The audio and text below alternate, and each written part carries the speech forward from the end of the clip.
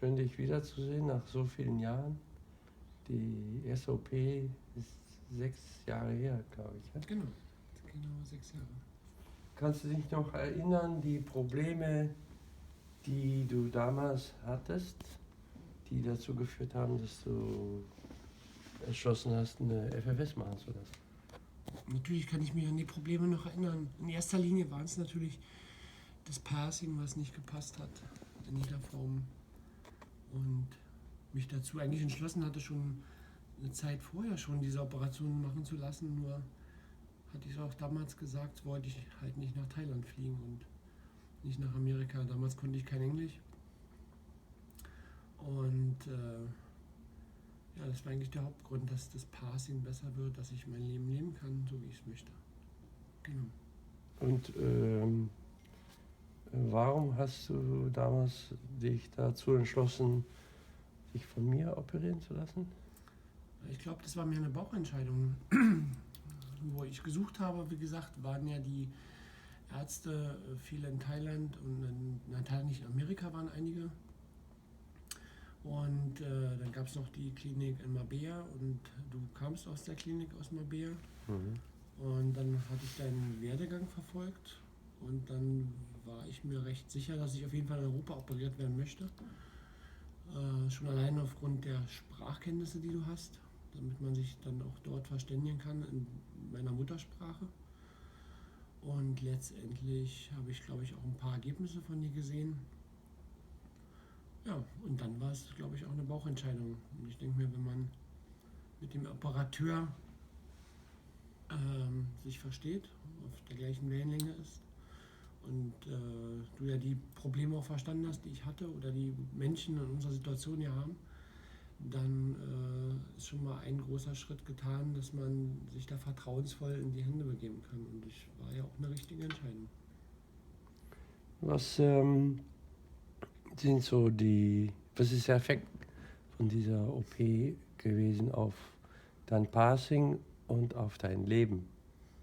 Na, der Effekt war schon, der stellte sich schon relativ schnell ein. Interessant war, dass die Menschen, die mich wiedergesehen haben, gesagt haben, also natürlich erkennen wir dich noch.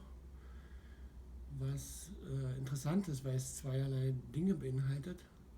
Erstmal dachte ich natürlich, ich verändere mich komplett. War vielleicht auch sogar ein bisschen enttäuscht darüber, aber es hat natürlich einen sehr positiven Effekt. Die Menschen sehen noch die gleiche Person. Natürlich verändert, weiblicher, aber sie erkennen dich noch. Und das macht natürlich das Leben deiner Mitmenschen unheimlich einfach, weil da ist keine gebaute Figur da. Also die sehen dieselbe Person. Und das fand ich schon sehr interessant, weil jeder verglichen hat gleich, ja, wie sahst du vorher aus, nachher und ja, wir hätten nicht erkannt. Das war eine sehr, sehr lustige Situation. Und natürlich keine Frage, du kannst natürlich jetzt ganz normal leben, ohne dass Menschen dich auf der Straße angucken, hinterher gucken. Ja, du fällst einfach nicht auf, du gehst in der Menschenmenge unter als die Person, die du bist. Und es führt natürlich dazu, dass du natürlich unheimlich selbstzufrieden und selbstsicher wirst. Und da schließt sich halt der Kreis in deinem Leben, in der Transition. Wenn du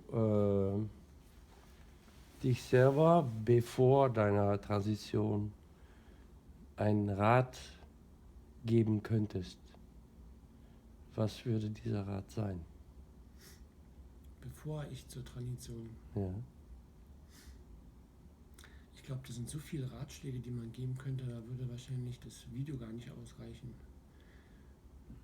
Das Wichtigste, denke ich, dass man weiß, warum man den Weg gehen möchte, dass man versucht, Freunde, Familie an seiner Seite zu haben, die unterstützen und dich begleiten, auch in unheimlich problematischen Situationen, die kommen werden. Versuchen, den Arbeitsplatz zu erhalten und ja, keine Rolle zu spielen, wirklich die Person zu sein, die man ist. und Menschen auf dem Weg mitzunehmen und nicht beiseite zu schieben. Und immer wieder darauf achtet, dass man nicht alleine bleibt in dem Prozess.